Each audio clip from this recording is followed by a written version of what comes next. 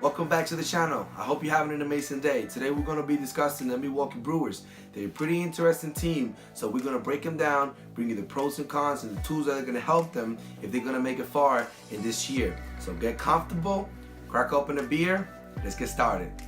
The Brewers rotation can definitely do some damage.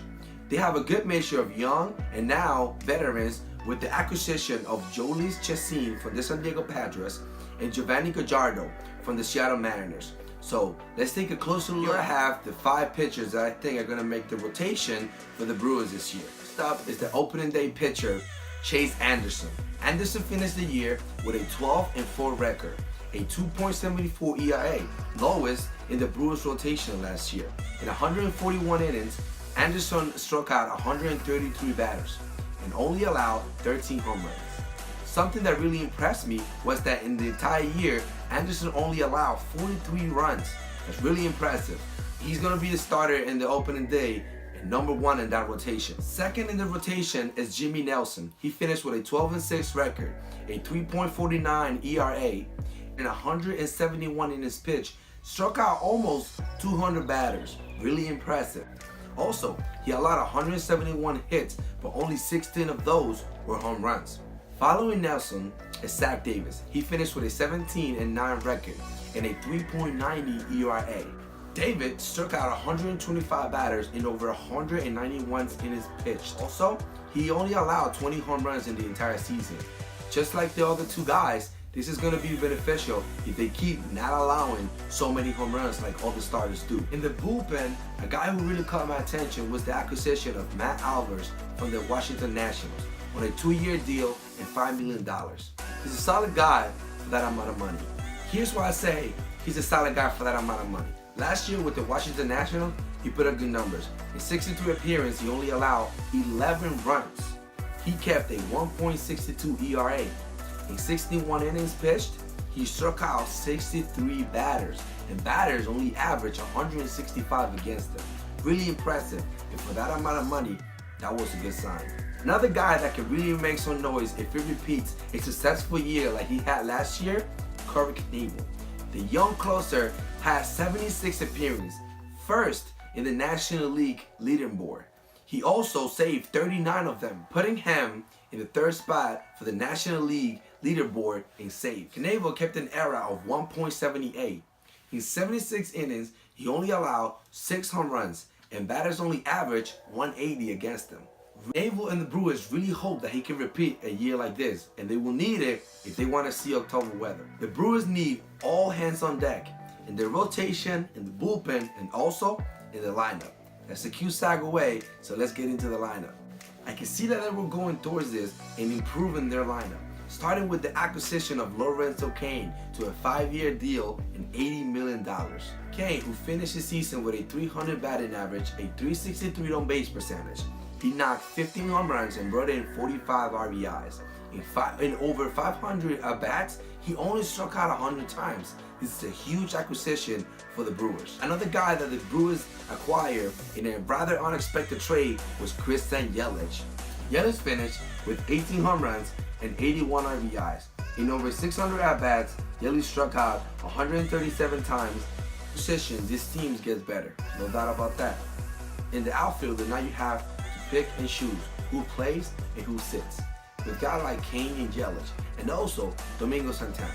Santana dropped 30 home runs last year, kept a 278 batting average, brought in 85 RBIs, and finished with a 371 on base percentage. And it doesn't stop there. They also have Brian Brown, who, even though he fought injuries throughout the whole year and finished with a 264 batting average, maintained a 336 on base percentage, hit 17 home runs, and brought in 52 RBIs. These numbers won't work for the Brewers, but if they can get him healthy in the back of the days of Brian Brown, they can really make it far in this tough division. The dilemma now is, how do you lay out an outfielder full of potential? They also have Keon Broxton. I mean, he finished an amazing year defensively, top 10 in the National League for defensive players. His bat does need a little work. He finished with a 220 batting average and struck out 185 times in 414 appearances. He did hit 20 home runs. So now, the Brewers need to choose over Cain, Yelich, Santana, Brown, and Broxton. They do have Brown taking grounders at first base in spring training, giving us the idea that we might see him in first base. Brown at first base brings an interesting twist to this team. They have also Eric Thames in first base, who hit 31 home runs, almost all of them in the beginning of the season. He did slow down and finished with a 247 batting average. He kept a 359 on base percentage and brought in 63 RBIs. But that can change, especially with Lorenzo Cain and Christian Yelich on his teams, because those guys sure can get on base. Let's get on with the getting on base, running them, and stealing them, and how big it's gonna be for the Milwaukee Brewers. With guys like Jonathan Villar, Lorenzo Cain, Christian Yelich, Keon Broxton, and the young shortstop Orlando Arcia, all together, they all stole 102 bases last year. If they can repeat that and even more, that's gonna be huge for them, especially if you put them in front of guys like Travis Shaw. Yeah, let's go over that guy. The third baseman position is pretty much set. Travis Shaw is there. In his first year with the Brewers, he dropped 31 home runs and brought in 101 RBIs. Excellent year. The cons that are going to affect the Brewers: the slumps.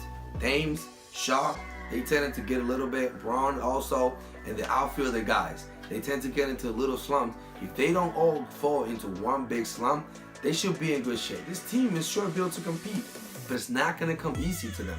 With teams like the Cubs, the Nationals, St. Louis, and the Dodgers in the same league and division, it's going to be really tough for them to stand out. They're going to have to keep everybody healthy if they want to see cold weather.